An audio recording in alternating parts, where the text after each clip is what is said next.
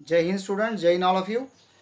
Students, let's start practice at 3.3. In this you can see that one circle is given with center C and point G, D, E, F are concyclic. Concyclic means it lies on a circle. यहाँ पे angle ECF का measurement दिया है 70 degree, ठीक है। और measurement of arc DGF means ये जो पूरा DGF है ये DGF है, इसका मेजरमेंट कितना है 200 डिग्री दिया हुआ है। अभी हमें क्या पूछा है, to find we have to find the measure of arc D। Arc D का मेजरमेंट हमें फाइंड करना है और आर्क DEF का भी मेजरमेंट हमें फाइंड करना है।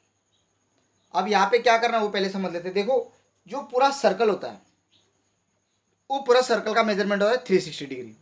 हमने एक थ्योरम देखा, sum of all arcs of a circle. अगर सर्कल पे जितने आर्क्स है उनका अगर एडिशन करते हो तो आंसर कितना आता है 360 आता है। तो यहाँ पे हम सारे आर्क्स का एडिशन करेंगे। पहले हमें आर्क्स का मेजरमेंट जो आर्क का मेजरमेंट अवेलेबल है वो पहले लिख लेंगे, फिर वो एडिशन का फॉर्मूला यूज करके इसके आंसर निकालेंगे। सो स्टार्ट करेंगे solution. Angle ECF is equal to 70 degree, therefore measure of arc EF is equals to 70 degree. अगर ये 70 है तो ये आर्क का मेजरमेंट कितना आएगा, सेंट्रल एंगल के करस्पॉन्डिंग में आर्क का मेजरमेंट होता है। Measure of arc EF equals to 70 degree. Okay, क्या आएगा इसका रीजन, कॉस क्या लिखोगे, corresponding angle is of 70 degree, corresponding central angle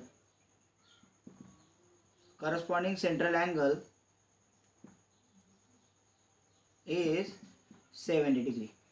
corresponding angle 70 degree होने के कारण EF कितना हो गया 70 डिग्री हो गया। और गिवन में क्या है DGF, measure of arc DGF is equal to कितना आएगा बेटा 200 डिग्री विच इज गिवन, ठीक है। मीन्स देखो ये आर्क का मेजरमेंट आपको मिल गया, इस आर्क का मेजरमेंट आपको मिल गया, तो आप ये जो आर्क है इसका मेजरमेंट नहीं निकाल पाओगे, जो पूछा है निकाल पाएंगे कैसे। We have measure of arc DE plus measure of arc EF plus measure of arc DGF is equal to 360 degree. ये आर्क ये बड़ा वाला आर्क, आप बोलोगे सर इसको दो टुकड़े में लिखो, कोई जरूरत नहीं ना, इसको DFG या फिर DGS से दो टुकड़े में कोई लिखने की जरूरत नहीं। अगर ये पूरा दिया है 200 तो पूरा यूज़ कर लो। आप मैंने पहले एक्सप्लेन किया था कि अगर दो नाम आते हैं तो मैंने पहले टीचिंग करते समय समझाया था आप लोगों को कि 3 नाम से पुकारा जाता है, लेकिन अगर 2 नाम से आया तो माइनर आर्क कंसिडर करना है। अब यहाँ पे मैंने EF बोला तो ये EF, ना कि ये पूरा घुमा के EF, करेक्ट है। अभी ये कैसे लिखा मैंने, sum of measurement of all arcs of circle, इस प्रॉपर्टी के हिसाब से 360 आता है। अब लिखेंगे मेजर ऑफ आर्क DE मुझे पता नहीं, ये तो as it is, plus EF कितना निकाला मैंने अभी 70 degree, plus measure of arc DGF कितना है 200 डिग्री। डिग्री का सिंबल भूलना नहीं है, इसके कारण मार्क्स कट सकते हैं। अब यहाँ पे ये 70 और 200 कितना हो गया, measure of arc D as it is 270 degree is equal to 360 degree. ये 270 उधर जाएगा, 360 में से सब्ट्रैक्ट होगा, तो मेजर ऑफ आर्क DE कितना आएगा बेटा, बताओ कितना आएगा। 360 में से 270 गया, 16 में से 7 गया, तो कितना आएंगे बताइए जल्दी से। ये 30 और 60 90 90 डिग्री, करेक्ट है। तो हमें ये मिल गया। अब क्या पूछा है, मेजर ऑफ आर्क DEF, ये DEF का मेजरमेंट पूछा है। तो DEF कैसे बना है, 2 आर्क मिलके, measure of arc DEF is equal to measure of arc DE plus measure of arc EF। D का मेजरमेंट अभी हमने निकाला कितना है 90 डिग्री, और EF का मेजरमेंट कितना है 70 डिग्री। कितना हो गया भाई 160 degree. So measure of arc DEF is equal to 160 degree. होगा है ना आंसर? कितने मार्क्स के लिए पूछा जाएगा? 2 मार्क्स के लिए पूछा जाता है। ओके, इसको करके रखना है। सेकेंड क्वेश्चन देखते हैं फिर। ओके, इसमें ये जो क्वेश्चन नंबर सेकंड ये स्टार है। अब स्टार जैसे बोला तो हमको लगने लग जाता है कि भाई ये स्टार है मीन्स डिफिकल्ट होगा। नहीं, स्टार क्यों होता है? क्योंकि ये बहुत पिछले जो 9th या फिर 7th 8 में जो कंसेप्ट पढ़े होते हैं उनका यहाँ पे यूज़ करके हमें ये सॉल्व करना पड़ता है, इसलिए इसको स्टार कहा जाता है, ताकि जो एक्स्ट्रा ऑर्डिनरी स्टूडेंट्स है जिनका पहले से मैथ्स अच्छा है वो लोगों को ये कंसेप्ट पता होता है, तो जब देखते ही इनको कुछ ना कुछ लिंक लग जाती है। So star it means extraordinary, HOD higher order thinking का हो सकता है। सो यहाँ पे हायर ऑर्डर थिंकिंग करनी है। हायर ऑर्डर मीन्स थोड़ा सा आउट ऑफ बॉक्स हमें सोचना पड़ेगा। So let us talk about this example, this figure. In this figure, triangle QRS is given. QRS. It is equilateral triangle. अब इक्विलैटरल ट्रायंगल किसको कहते हैं? जिसके तीनों साइड कॉन्ग्रुएंट हो। इट मीन्स क्या हो गया? QR equals to RS equals to QS आ गया। अभी जब अगर ये तीनों पॉइंट्स किस पे है? सर्कल पे है। करेक्ट है। सर्कल पे होने का कारण ये जो साइड है ट्रायंगल की, ये सर्कल की क्या हो गई? कॉर्ड्स हो गई। अगर ये सर्कल की कॉर्ड्स है और ये कॉन्ग्रुएंट है तो उनके करस्पॉन्डिंग आर्क कैसे रहेंगे? कॉन्ग्रुएंट रहेंगे। क्यों रहेंगे? क्योंकि हमने जस्ट प्रॉपर्टी पढ़ी। क्या प्रॉपर्टी पढ़ी है? Arc corresponding to the congruent chord are congruent. Arc corresponding to the congruent chord are congruent, ये हमने प्रॉपर्टी पढ़ी है जस्ट पिछले वीडियो में। सो इस हिसाब से यहाँ पे अगर आप देखोगे तो RS भी कॉन्ग्रुएंट है, QS भी कॉन्ग्रुएंट है और QR भी कॉन्ग्रुएंट है, तो इसका हम यूज़ करेंगे। सो ये पहला वैसे प्रूव हो जाएगा। ठीक है, सेकंड कैसे प्रूव होगा? क्या आप बोलोगे सर फिर अभी ये तो खत्म होगी, बट इक्विलैटरल ट्रायंगल की और एक खासियत है कि इक्विलैटरल ट्रायंगल के तीनों एंगल्स सेम मेजरमेंट के होते हैं। अब तीनों एंगल अगर सेम मेजरमेंट के होंगे तो टोटल एडिशन कितनी होती है? 180। तो 180 के 3 टुकड़े करो तो कितना आएगा? 60 60 60 मीन्स इक्वल हो गए। तो अगर ये 60 डिग्री का है तो बाई इंस्क्राइब एंगल थ्योरम ये कितनी डिग्री का आ जाएगा? ये 60 है तो ये कितना आ जाएगा? 120 आ जाएगा। क्या आ गया तुम्हारा? RS। और ये QR कितना आएगा फिर? ये अगर 60 तो ये भी 120 आ जाएगा। 120 कितने हो गए? 240। ये भी हो जाता है। तो पहले इसमें हमें इक्विलैटरल थ्योरम की इक्विलैटरल ट्रायंगल की प्रॉपर्टी यूज करनी पड़ेगी। और कौन सा थ्योरम यूज करना पड़ेगा? Corresponding arcs of congruent chord, ये पहले के लिए। दूसरे के लिए इंस्क्राइब एंगल थ्योरम यूज करना पड़ेगा। So let's start solution. या फिर यहाँ पे टू प्रूव है तो क्या लिखेंगे? Proof. Okay, in circle, okay, just a minute, points QRS lies on circle। ये पहली बात है। In triangle QRS segment QR is equals to congruent with segment RS congruent with segment QS। ये क्या आपका गिवन है? ठीक है, अब ये जो पॉइंट है मैं ये इधर लिखता हूँ, इसको यहाँ पे जगह कम पड़ रही है। ट्रायंगल QRS क्या है? Segment QR segment RS segment QS congruent है, गिवन है क्योंकि इक्विलैटरल ट्रायंगल है। यहाँ पे क्या लिखेंगे? साइड्स ऑफ इक्विलैटरल ट्रायंगल, ऐसे लिख दो, साइड्स ऑफ इक्विलैटरल ट्रायंगल। या फिर गिवन भी लिखता तो no problem, no problem, given भी लिखा तो ओके। बट पॉइंट्स अभी यहाँ पे आएगा, but points QRS lies on circle. वो किस पे है? सर्कल पे है। देयरफॉर ये अभी सेगमेंट नाम नहीं आएगा। सेगमेंट कब नाम आएगा? जब वो ट्रायंगल पे रहेंगे। अभी वो सर्कल पे आ गए पॉइंट, तो वो सेगमेंट की जगह पे क्या नेम चेंज हो गया? Segment joining 2 points on a circle. ये 2 पॉइंट है सर्कल के, जो सेगमेंट ज्वाइन करे उसको क्या नाम रख जाता है फिर? कॉर्ड। क्या आएगा यहाँ पे? Chord QR is congruent with chord RS is congruent with chord QS, क्योंकि ये पॉइंट सर्कल पे है। ठीक है, अगर कॉर्ड्स, तीनों कॉर्ड्स कॉन्ग्रुएंट है तो इनके करस्पॉन्डिंग आर्क क्या हो जाएंगे? कॉन्ग्रुएंट हो जाएंगे। सपोज अगर QR कॉर्ड कॉन्ग्रुएंट है तो इसका करस्पॉन्डिंग एंगल QR क्या हो जाएगा? कॉन्ग्रुएंट हो जाएगा।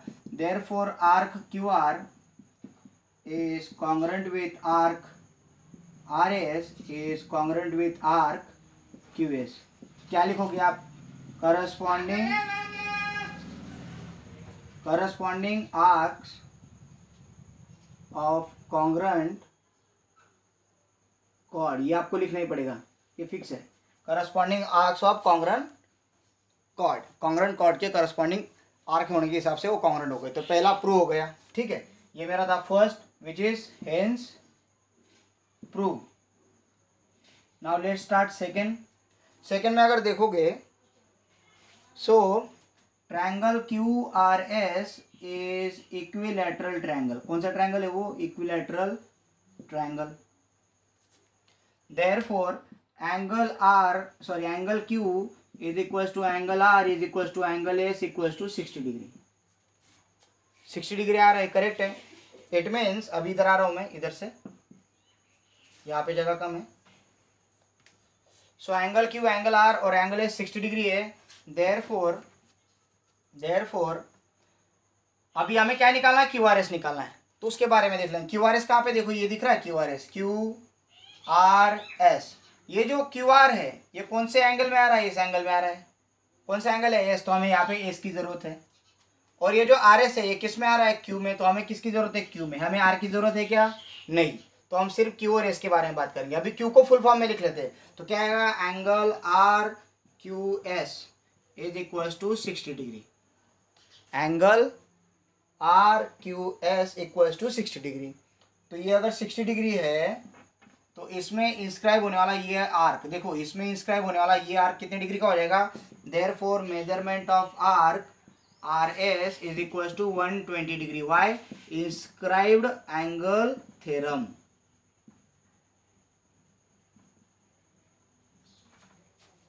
ओके, इधर मैं कॉमा करके सेम लिख दूंगा। Angle Q S R is equal to also 60 degree.